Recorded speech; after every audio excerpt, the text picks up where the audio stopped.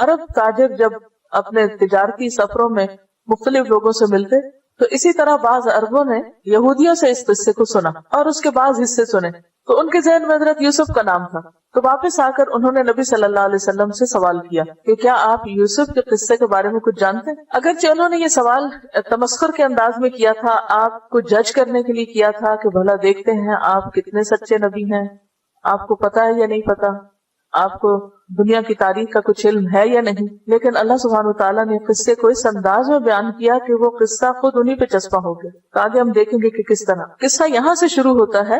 اذ قال یوسف لابیہ، جب یوسف علیہ السلام نے اپنے والد سے کہا، یعقوب علیہ السلام، یا ابتی، اے میرے ابا جان. ابتی پیار سے کہنے کا لفظ، یا ابتی. ویسے تو ہوتا ہے نا یا ابی، تو یا کی بجائے تا اضافت کے لیے یا کو ہٹا دیا گیا، لاڈ سے کہہ رہے ہیں. انی رأیت 11 کوکبا، بے شک میں نے 11 ستارے دیکھے.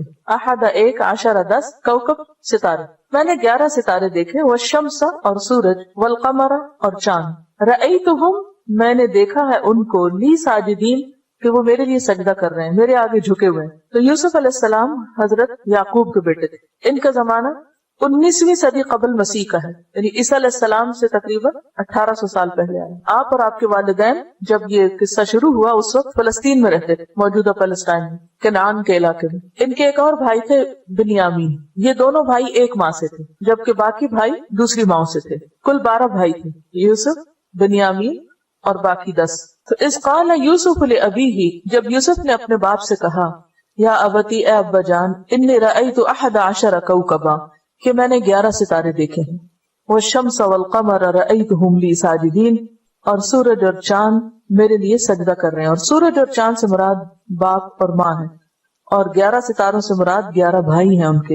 اور وہ خواب کیا دیکھتے ہیں کہ وہ میرے آگے بہت احترام سے جھکے ہوئے ہیں. خواب 3 طرح کے ہوتے ہیں. نمبر 1، دل کی بات، یعنی جو باتیں آپ کے دل میں ہوتی ہیں وہی آپ کو خواب میں نظر آ جاتی ہیں. نمبر 2، شیطان کا ڈراوا. شیطان جیسے جاگتے ہوئے ہمارے ذہن میں وسوسے ڈالتا رہتا ہے، اسی طرح سوتے ہوئے بھی وہ ہمیں ڈراتا ہے. اور نمبر 3، اللہ تعالیٰ کی طرف سے بشارت، خوشخبری. عام لوگوں کو تینوں طرح کے خواب آتے ہیں، لیکن پیغمبر کا خواب تیسری قسم کا ہوتا ہے. بس کون سا؟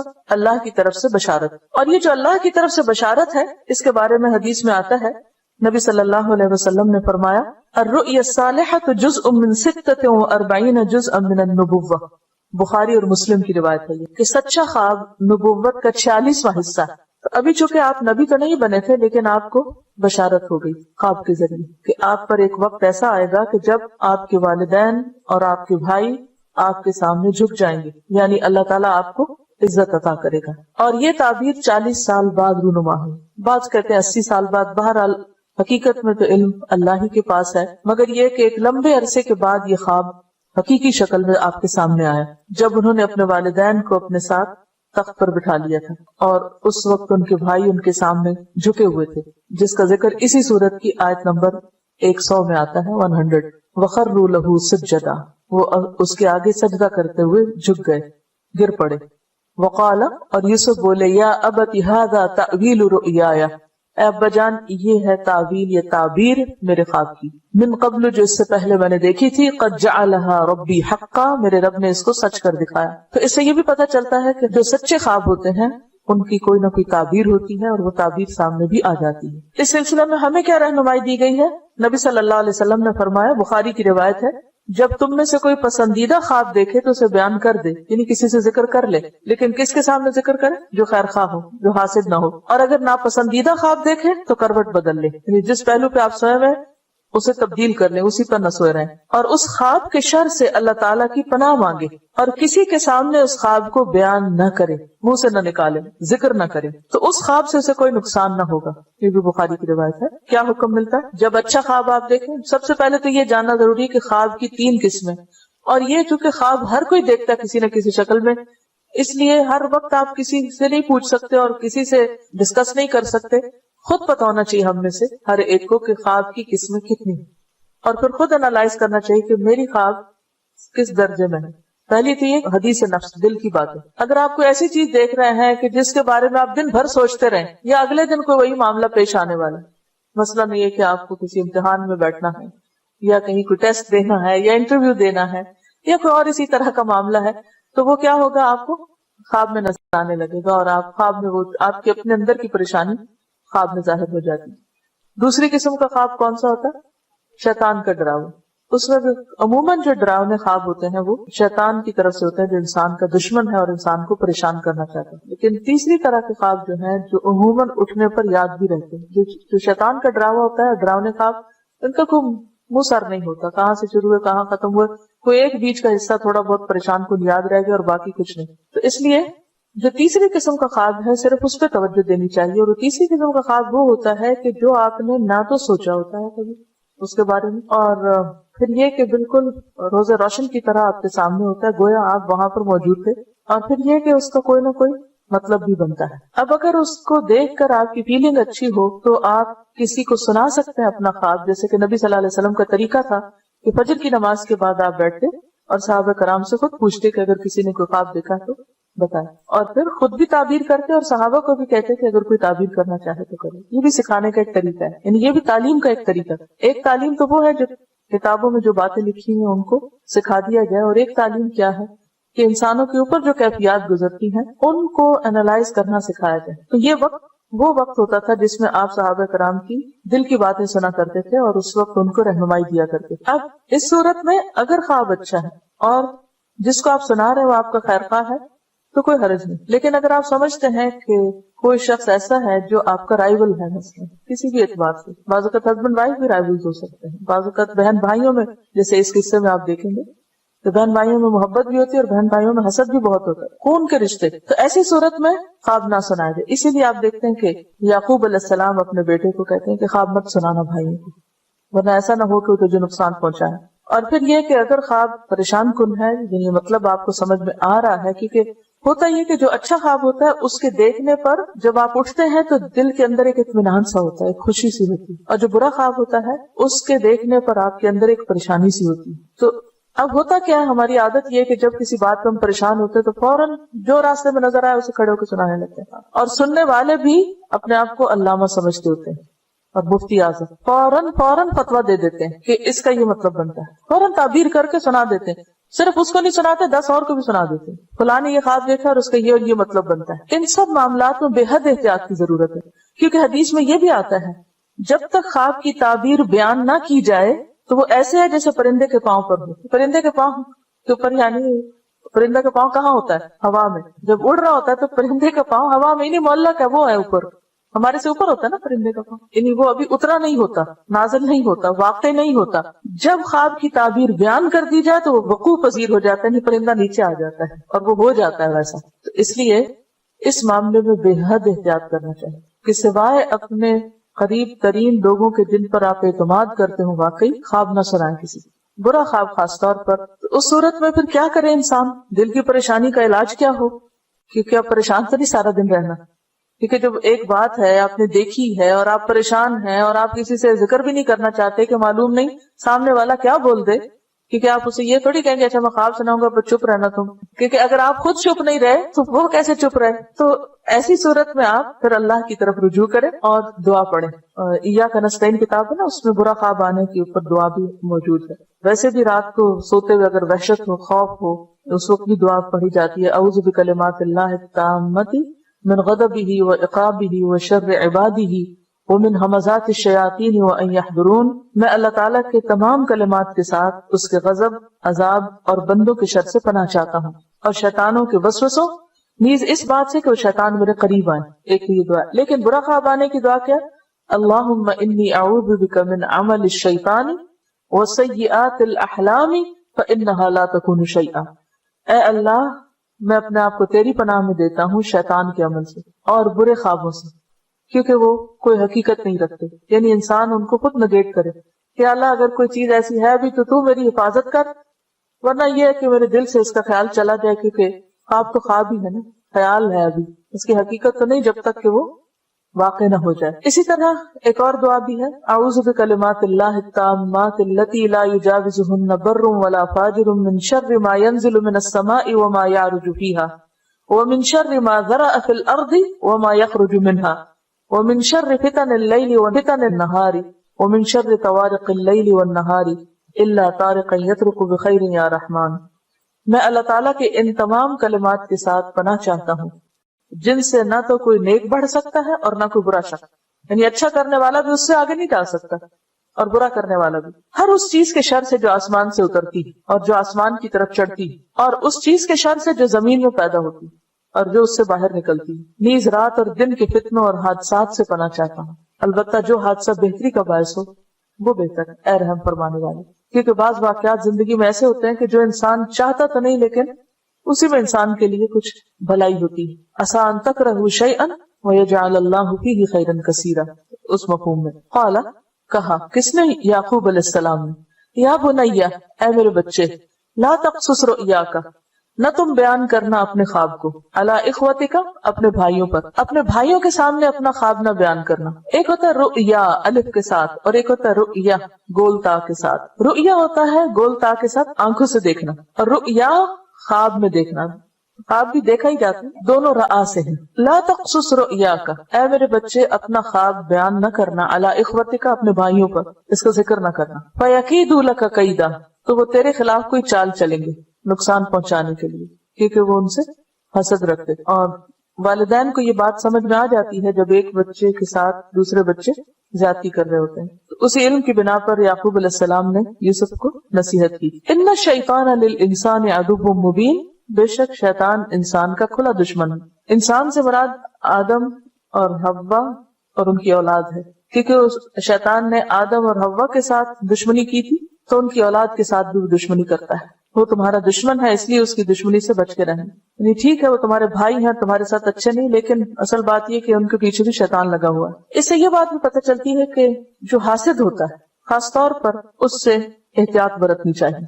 جب یہ پتہ چل جائے کہ کوئی شخص آپ کے ساتھ جالس ہے، چاہے آپ کی جاب پر یا آپ کے گھر میں یا کہیں پر بھی، تو پھر انسان اس کے ساتھ بات کرتے ہوئے معاملہ کرتے ہوئے محتاط رہے۔ اور اس میں ایک تعلیم یہ دی گئی ہے، صحیح الجامع کی ایک حدیث ہے کہ نبی صلی اللہ علیہ وسلم نے فرمایا استعینوا علی انجاح حوائجکم بالکتمان، اپنی حاجات کی تکمیل میں خاموشی سے کام لو، یعنی چھپا کے کام کرو۔ کچھ منصوبے اگر بناؤ تو ان کو وقت سے پہلے اعلان نہ کرو، فإن كل ذی نعمت محسود، کیونکہ ہر صاحب نعمت حسد کیا جاتا ہے۔ جس شخص کو بھی کوئی نعمت ملتی ہے تو اس سے حسد ضرور ہوتا ہے۔ بعض لوگ اپنا حسد ظاہر کر دیتے ہیں اور بعض ظاہر نہیں کرتے۔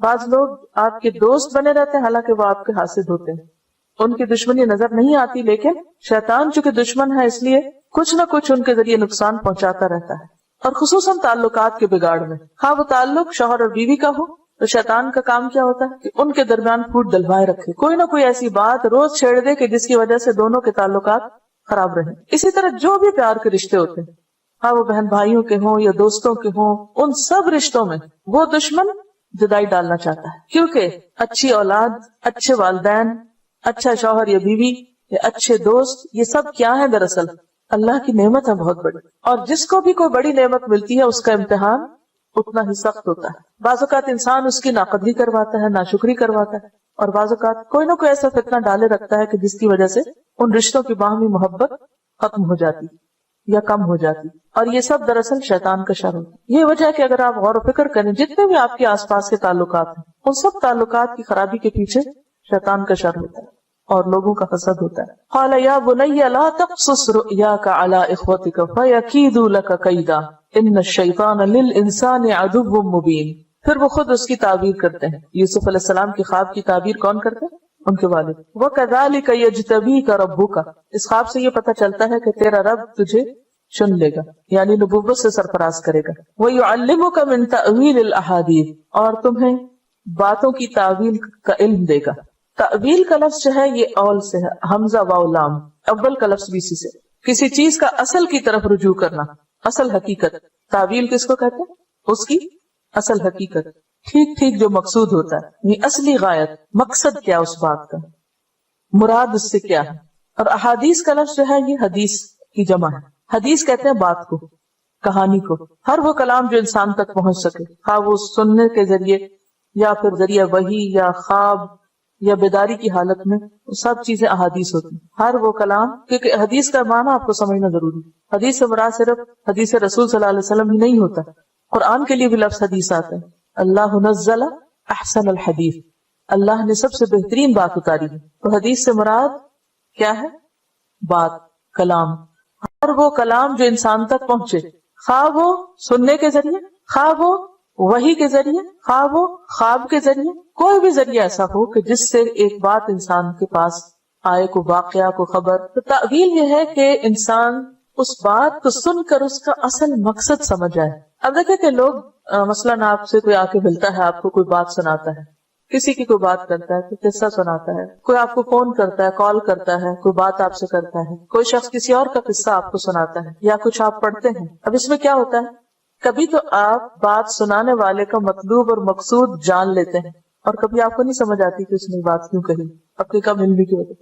لیکن کچھ لوگ دوسروں کے مقابلے میں اس میں بہت اچھے ہوتے ہیں. مثلاً ایک مجلس کے اندر ایک بات کہی جاتی ہے لیکن ہر شخص اس کو کس طرح لیتا ہے؟ اپنی عقل سمجھ کے مطابق. کچھ لوگوں کی عقل گہری ہوتی ہے، سمجھ یعنی کھارو ہوتے ہیں، وہ بات کی تہہ تک پہنچ جاتے ہیں کہ کہنے والے نے بات کہی کیوں ہے، کس مقصد سے کہی، اور یہاں اس بات کے کہنے کا کیا مطلب، اور اس وقت اس کو کہنے سے کیا مراد اور مطلوب ہے، اور اس انداز میں کیوں کہا گیا. جبکہ دوسروں کو کچھ سمجھ نہیں آتی کہ وہ سمجھتے بس چند الفاظ سے جو دہرائے گئے اور بات ختم. اور اس میں صحابہ کرام کے بیچ بہت سارے واقعات ہیں. مثلاً مختلف خوابوں یا آیات کے نزول کی وجہ سے حضرت ابوبکر کو پتہ چل گیا کہ آپ صلی اللہ علیہ وسلم کا آپ کی وفات قریب ہے، لیکن دوسرے صحابہ کو نہیں سمجھ آئی. جب یہ سورت نازل ہوئی تھی اذا جاء نصر اللہ والفتح، حضرت ابوبکر رونے لگے، حالانکہ اس میں کیا تھا، فتح کی خوشخبری. ورأیت الناس يدخلون فی دین اللہ افواجا، واہ اتنی بڑی کامیابی، سب لوگ مسلمان ہو گئے. لیکن حضرت ابوبکر رونے لگے کہ مشن مکمل ہو گیا، جدائی کا وقت آ گیا. تو یہ کیا ہے؟ تعویل الاحادیث. یہ خاص اللہ ہی سمجھ دیتا ہے، یہ حکمت کی باتیں ہوتی ہیں. یؤتی الحکمت من یشاء، حکمت عطا کرتا ہے جس کو چاہتا ہے. ومن یؤت الحکمت فقد اوتی خیرا کثیرا، اور جس کو حکمت اور دانائی مل جائے اس کو بہت بڑی خیر مل جاتی. اور بعض اوقات آپ نے دیکھا ہوگا کہ جن لوگوں کو ایسی سمجھ ملی ہوتی ہے، اگر اس کو ڈائریکشن نہ ملے تو ان کی زندگی میزریبل بھی ہو جاتی ہے، کیونکہ وہ اوپر کی سطح سے نیچے چیزوں کو دیکھ رہے ہوتے ہیں، ظاہر سے باطن کی طرف جا رہے. تو غیب کا علم نہیں ہوتا، اسے مکس نہ کیجیے. مثلا حضرت ابو ہریرہ رضی اللہ تعالیٰ عنہ ایک دفعہ بہت شدید ان کو بھوک لگی تو وہ کھڑے ہو گئے کہیں اور انہوں نے حضرت ابوبکر سے کچھ پوچھا، حضرت عمر سے کچھ پوچھا، لیکن کسی نے ان کی بات نہ سمجھی. تو اتنے میں حضور صلی اللہ علیہ وسلم گزرے، ان سے بھی انہوں نے وہی بات پوچھی، وہ کوئی مسئلہ پوچھ رہے تھے تو ان کو فوراً سمجھ آ گئی. تو ان کا کہ تمہیں بھوک لگی، آؤ میرے ساتھ. اب یہ دوسروں کو کیوں نہیں سمجھ آتی؟ جو کچھ لوگوں کو سمجھ آ جاتی ہے کہ دوسرا کیا چاہ رہا ہے. انٹرسٹ کی بات بھی ہوتی ہے، کچھ لوگوں کو لوگوں میں انٹرسٹ زیادہ ہوتا ہے، کچھ کو نہیں ہوتا. کچھ لوگ انسانوں کے زیادہ خیر خواہ ہوتے ہیں تو ان کی اس خوبی کی وجہ سے ان کو اور زیادہ حکمت عطا کر دیتا ہے. تو جس کے اندر اخلاص ہوتا ہے، سنسیئرٹی ہوتی ہے، تڑپ ہوتی ہے لوگوں کے لیے، کچھ کرنے کا جذبہ ہوتا ہے، تو اللہ تعالیٰ ان کو یہ دولت عطا کر دیتے. ان کے 11 بھائیوں کے پاس وہ نہیں تھا جو یوسف علیہ السلام کے اندر تھا، حالانکہ ایک باپ کی اولاد تھے وہ سب. تو یہ اللہ کی دین ہے، جسے چاہے دے. یہاں پر یہی کہا گیا وَيُعَلِّمُكَ مِن تَأْوِيلِ الْأَحَادِيثِ، یہ صرف خوابوں کی تعبیر کا علم نہیں ہے. حدیث کی وضاحت اسی لیے میں نے کی کہ ہر وہ کلام جو انسان تک پہنچے، ہر وہ بات جو آپ تک پہنچے وہ احادیث ہوتی ہیں. اور تعویل کیا؟ اس بات کی تہ تک پہنچنا کہ کہنے والے نے کس مقصد سے کہی ہے، کس چیز کی طرف اشارہ ہے. تو جب انسان علم حاصل کرتا ہے، اللہ سے تعلق رکھتا ہے، اس کے اندر اخلاص ہوتی ہے، سنسیئرٹی ہوتی ہے، تو اس کے اندر ایک روشنی آتی ہے. اس روشنی میں وہ بہت کچھ دیکھتا ہے. ہم نے دیکھا ہوگا کہ بعض اوقات آپ کسی شخص سے بات کرتے تو یوں محسوس ہوتا ہے جیسے وہ آپ کی بات سمجھ رہا ہے، اور کچھ لوگوں سے آپ سر پھوڑ بیٹھے، وہ نہیں سمجھتے کہ آپ کیا کہنا چاہ رہے ہیں، وہ اس کو کچھ اور ہی رنگ دیتے جائیں گے، کسی اور ہی طرف لے جاتے جائیں گے. حالانکہ بعضوں کا تو بہت بڑی بڑی ڈگریاں بھی رکھتے ہیں، پھر بھی نہیں سمجھ ہوتی. بس وہ اس اپنے مخصوص فیلڈ میں تو بہت کچھ جانتے ہیں، اس کے علاوہ کچھ نہیں جانتے. تو یہ دراصل اللہ کی دین ہوتی ہے، اللہ کی عطا ہوتی ہے. تو اسی لیے وہ فرماتے ہیں وَيُعَلِّمُكَ مِن تَأْوِيلِ الْأَحَادِيثِ، وہ تجھے سکھائے گا باتوں کی تہ تک پہنچنا. وَيُتِمُّ نِعْمَتَهُ، اور وہ تمام کرے گا اپنی نعمت کو، اور نعمت سے مراد یہاں نبوت ہے. عَلَيْكَ، تجھ پر، وَعَلَىٰ آلِ يَعْقُوبَ، اور آل یعقوب پر، یعقوب علیہ السلام کی اولاد پر بھی. کما اتمہا، جیسے اس نے تمام کیا، علی ابویک، تیرے والدین پر، من قبل، اس سے پہلے، ابراہیم و اسحاق، ابراہیم اور اسحاق پر. یعنی جس طرح اللہ نے ابراہیم اور اسحاق علیہ السلام کو اس نعمت سے نوازا تھا، اسی طرح اللہ تجھے بھی اس نعمت سے نوازے گا. یعنی کون سی نعمت؟ نبوت کی نعمت. ان ربک علیم حکیم، بے شک تیرا رب علم والا ہے، حکمت والا ہے، یعنی خوب علم رکھتا ہے، خوب حکمت والا، خوب جانتا ہے کہ نبوت کا مستحق